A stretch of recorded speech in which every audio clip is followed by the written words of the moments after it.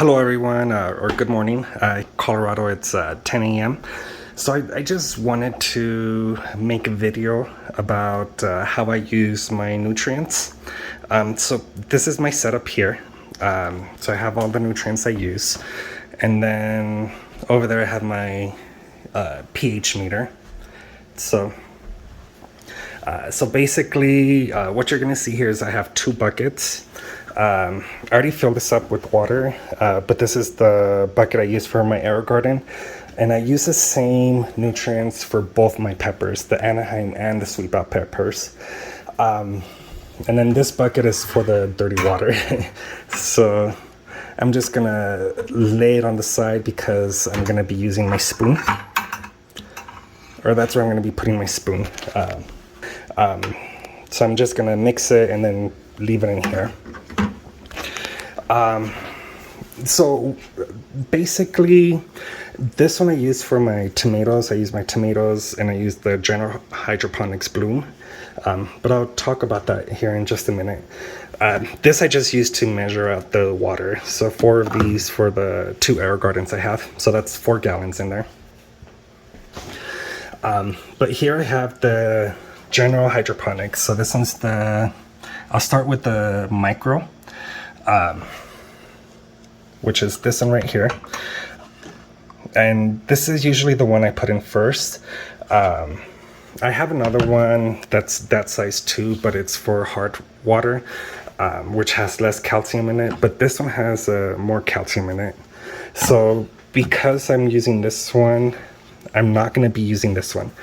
But if you are going to be using General Hydroponics and you're going to be adding your own CalMag or CalMag, which is calcium and magnesium, or just calcium, you want to start with this one first. So you want to add this one into the water first, and then stir it, and then wait about 2 minutes before you add this one. I'm only pulling it out here because I've seen other videos where they add this one last, and you're not supposed to do that, only because then the metals that are in the water, they bond together, so, and the plants don't get the correct nutrients. So always start with this one first if you're going to be adding CalMag.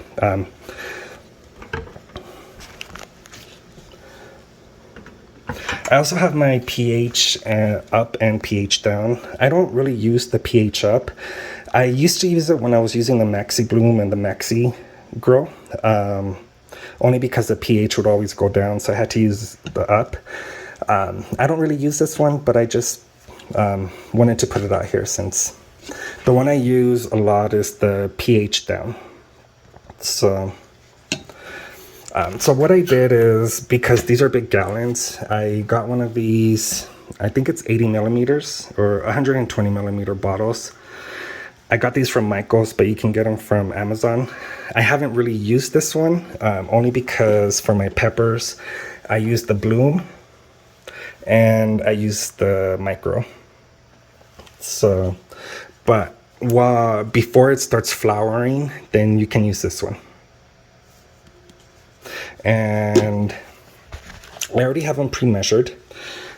So this is the micro, and I haven't measured. I have 20 millimeters in here, only because it's 4 gallons. So 5 millimeters per gallon is what I use. So with the micro, all I do is just add it in there. Make sure I get all of it in there. And then I got my spoon here. I really need to know what these are called. I don't do a lot of cooking, but when I do, I really don't know what the things are called, or the utensils. And basically, I'm just gonna stir it.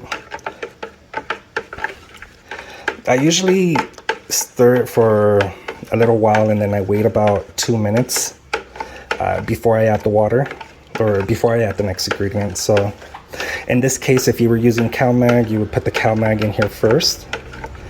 And then I would recommend you wait about 2, maybe 2.5 minutes before you add the micro.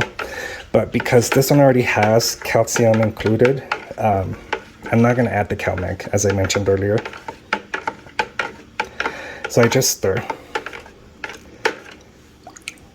All right. And then I usually put the spoon in there since it's already wet, and that's where my dirty water is gonna go. All right, so the next one I'm going to use is the Flora Bloom, which is that one right there. And in this cup, or in this beaker here, I have 50 millimeters. So 50 millimeters of bloom. So I do 20 millimeters of the micro, which is that one right there. And then I do 50 millimeters of the bloom. Now, if the peppers were a little bit smaller, once I'll show you the peppers just so you get an idea of how big they are. I don't use the grow anymore, which is that one in the back, only because the peppers grow a little bit faster and they already reach the lights. But if they were a little bit younger, right when it first started flowering, what I would normally do is I do the 20 millimeters of micro, and then I do 10 millimeters of the Flora Grow, and then 40 millimeters of the Flora Bloom. And I've had lots and lots of success with this formula. I've been playing around with it for months. So this is the one that works for me. There's no guarantee it's gonna work for you. I think it will, but I don't wanna promise you anything, only because I'm not an expert. But I've given this formula to some of my other friends, and now they get tons of peppers, so they really like it.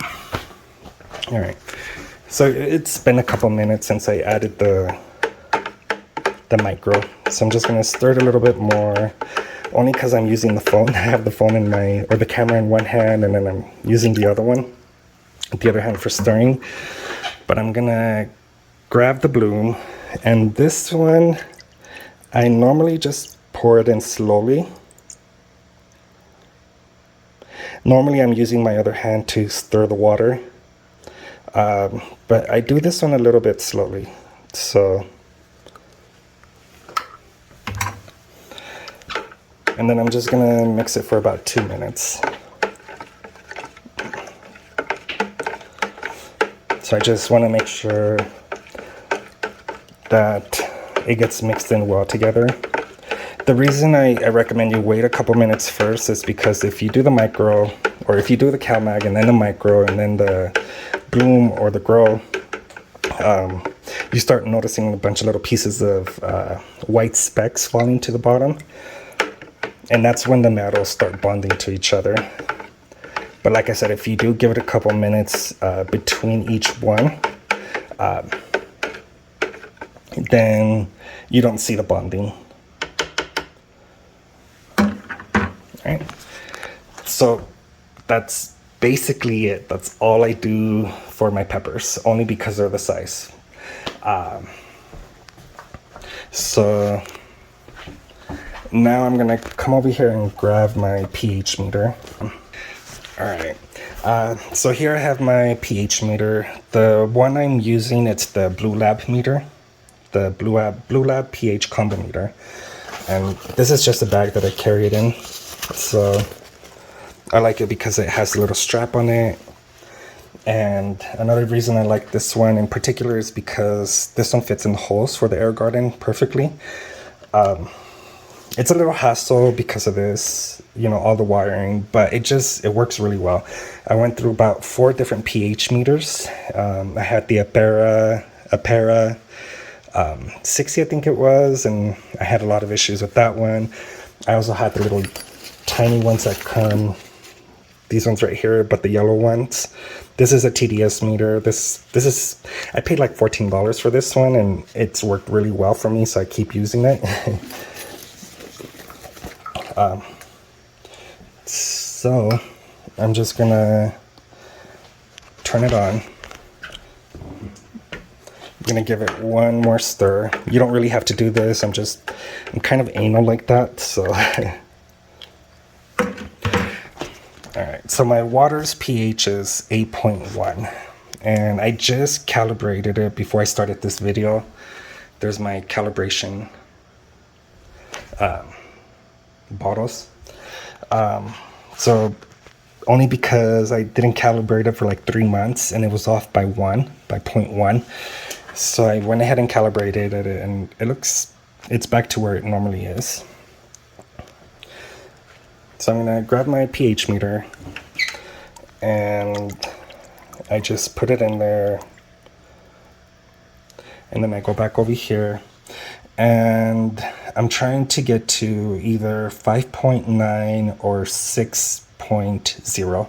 6.2 is actually pretty ideal, but the reason I like it at 6.0 or 5.9 is in case the pH goes up, which it really doesn't with General Hydroponics. The pH is consistently stable. That's the reason why I kept using these ones. So in this case, because I do want to lower it down, I'm going to use the pH down. So here in this pipette, I have 4 millimeters of the pH down, which I just put in there, and I fill it up to 4 millimeters. So what I'm going to do is I lost one of my beakers, and I put the pH, well, I can't talk this morning, the pH probe into the cup. So I used the same beaker, but I'm going to put the 4 millimeters of water, or 4 millimeters of the pH down into the beaker with some water, and I'm just going to mix it around.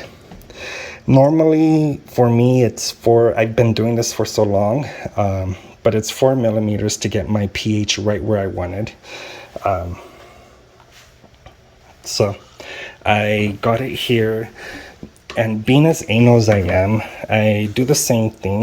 I do it with one, I usually use both hands. So one hand to stir, and then one hand to pour the water in. And I usually do the same thing. I go a little bit slower, only because you are putting acid in the water. So a lot of people don't know this, but you're not supposed to use, you're supposed to dilute the pH down with the water before you put it into your water with the nutrients. Otherwise you start seeing like, it starts doing the same thing. It starts bonding the metals. So in case you didn't know that, that's the correct way to use it. Okay, so now that I put in the pH down into my bucket here, I'm gonna go back to my probe and just put it in here, shake it a little bit, and I'm gonna go back to my pH meter, and I'm right at 5.9. So that's my ideal pH. But like I said, the best pH I've noticed for the peppers is 6.2, but I like it at 5.9. And that's basically all I do for my peppers. So this is for my Anaheim and my sweet bell peppers. So this is ready. So what I'm gonna do is I'm gonna go change the water, and then I'll show you the plants, and then I'll show you what I do for my Aerogarden tomatoes. All right, so here I'm at my Aerogardens, and I'm just emptying the water. So this is what the bucket I was using upstairs with the little spoon, and this usually takes a few minutes. So I empty out the water, and then I'm gonna fill it up with this one. But these are my peppers. So as you can see, I have tons of peppers all over the place. This is my sweet bell pepper. I lost 3 of them when I went on vacation. And that's my dog. Alright, so up here I have my tomatoes. These are the Aerogarden Mighty Mini Cherry tomatoes. So with this one, I use the Aerogarden nutrients, but I also use the Bloom. And I'm gonna change that water too. And then I just planted some lettuce. So I have a variety of different lettuces here. And I'm still using the Aerogarden nutrients for this one. For some reason, it just won't stay down. Yeah, but for these, I use the General Hydroponic nutrients. All right, so I'm over here with my Aerogarden tomatoes, or the Mighty Mini Cherry tomatoes. Since I'm here, let me just show you how they're doing.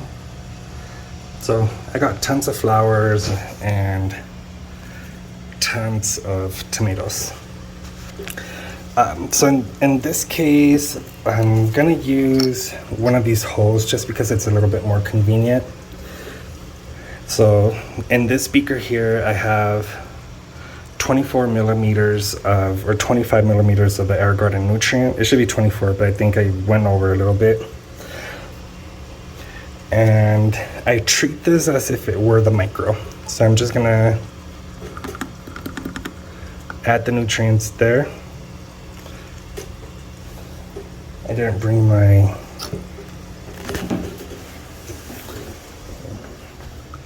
I don't want to lose. See if I have enough water in there.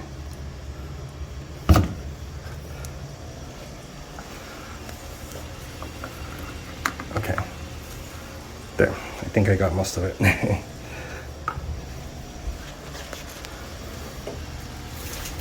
Okay.